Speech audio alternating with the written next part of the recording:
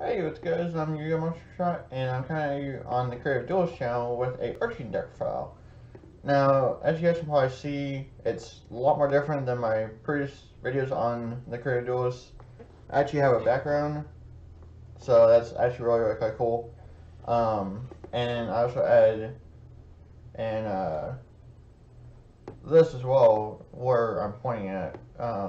So I made it a lot more better, and hopefully you guys will actually enjoy it. So, and this is how it'll be for my channel and for videos for his channel. So, um, but what I will be doing for you guys today is a Archfiend deck file.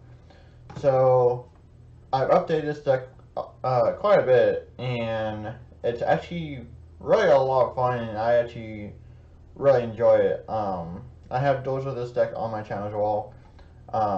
But yeah. So, to Archfiend General, he helps search out for your pandemonium, so that's really quite good. And then 2 Shouting at Archfiend, just a basic Archfiend. Whenever he inflicts damage, the damage is half.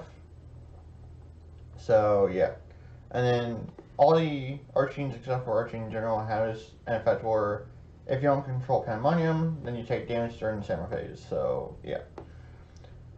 And then 2 Turrican Archfiend. He's probably one of my favorite Archfiends, if not my most favorite. Just because of his battle phase effect. So when he destroys a monster by battle, then that monster's effect is negated. So it really helps out a lot with, like, let's say against like rockets or anything else that activates in the graveyard. Then it does not. So it's really quite good. So, and then 3 Inferno Queen. During the summer phase, you can target another Archfiend, including itself, and that target gets 1,000 attack. So it's really quite good, and you make him like 3,000 or him like 3,100, or so on and so forth. So, and then 3 Deseric. His effect is actually really cool. So when a Terror King is destroyed and sent to the grave, either by a card effect or by battle, you discard this card and then you swash out Terror King. So yeah, it's really quite cool. I really like Desert a lot as well. And then 1 Archfiend Harris. So if this card's sent to a grave by a card effect or being destroyed by battle, then you can add 1 Archfiend card from deck to your hand. So he kind of helps just search with everything. Your Archfiend drawer or any of your other Archfiends that you need. So yeah. And then that's pretty much it for the monsters. Now for the spells, 3 Card Demise. Now I'm sure you're probably looking at that like, why do you run Card Demise? It's kind of interesting. Well, you play a lot of back row, and so that's why you pretty much play is that you can draw 3 or up. Yeah, you basically draw 3, and then if you draw like Mage Power, which is really quite good in this deck, or like if you draw into a Falling Down, then you take your Punch Monster, and then you can be able to draw into stuff that you need. So that's why it's basically in there. So Monster Reborn, which is good. 3 Polyvity, just help grab like an Archfiend General, or maybe like a Pandemonium, or anything. So that could possibly pop up. So Tone Twister, this is in here for like Mystic Mine. That's the only reason why this is actually in here. Because if you're up against Mystic Mine, then you can't really do anything, because Archfiends don't really have, or at least the older ones don't really have anything that they can really use. I mean, you have Archfiend Centric, but I mean that's kind of situational in case of they play anti-spell fragrance, and you're kind of in a pinch. So yeah. 2 Murmur. This is that 2 is I do run Mage Power, as you guys see. So yeah, I mean it helps, but Mage Fire is also really quite good as well. So falling down at 3, it's just amazing. Being able to take your punch monsters is absolutely just stupid, especially with Crackdown. Crackdown also makes this deck really dumb. So you pretty much have 6 snatch steals that you can use, pretty much. So yeah, it's really stupid. And then Mage Power. The reason why this is in here is you, like I said, you do play back row. So I mean, why not? It's really quite good. So, and then Pandemonium, of course. So to help protect your life points from the Archfiend effects. So yeah. So that's pretty much it for the spells. Now for the traps.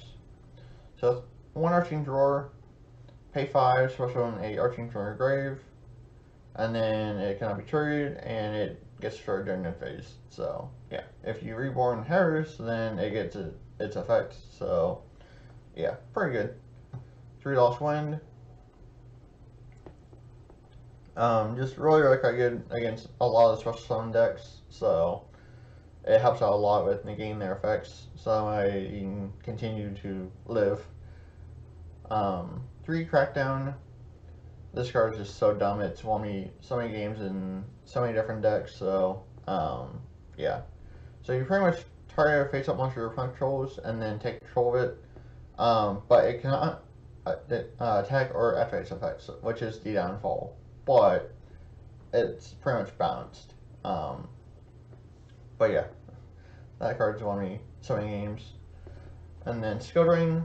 Now, I know Skill Drain in here is kind of weird to some people, but to me, if you're negating your punch effects, then it doesn't really matter what yours do, because as long as you have Pandemonium, then you can really care less if you have your effects, because you can just have like Memory Shield on like 1, or like you can have a couple flying downs or Mage Power, so you can really care less of what your opponent does in terms of whether they can't play or not. So yeah. And then Curse of Anubis, or Judgment of Anubis. So you can switch this back and forth between Dark Bribe and this. But for my duel video, I just decided to run this. Because Dark Bribe does give your opponent a +1, because they do get to draw 1 card off it. But Judgment of Anubis still does the same thing, but just doesn't negate like the Twin Twister, or doesn't negate Mystic Mine or anything like that. Judgment of Anubis just hits the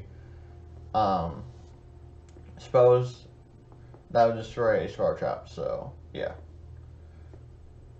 So it hits more like Twin Twister, MST, Twister, if anybody still plays that. So yeah. So that's basically it for the main deck. It's really quite good. I actually really like how my main deck is. Like I said, the only thing where you swapping back and forth between Judgment of Anubis and Dark Bribe, which I do tend to do sometimes. So yeah. And then 2 MasterswagKing Archfiend. You can play definitely 3 if you want to. But I really only just summon out 1, just if any. So yeah, I just more like them just for the artwork. So yeah. So Nightmare Cerberus. Phoenix is supposed to be in here, but I couldn't find mine. But I guess I could have typed it in. But definitely Nightmare Phoenix if you're doing this. Proxy Dragon, the name that I cannot pronounce. Security Dragon, and then Underclock Taker. Now I'm sure you guys are probably wondering, like, why do you run these? Well, when you're taking your punch monster or Falling Down or Crackdown, Falling Down is a little bit more dangerous because you're taking 800 life points during your punch standby phase. So if you can get rid of it, then you have the option to get rid of it. So that's why those are in there.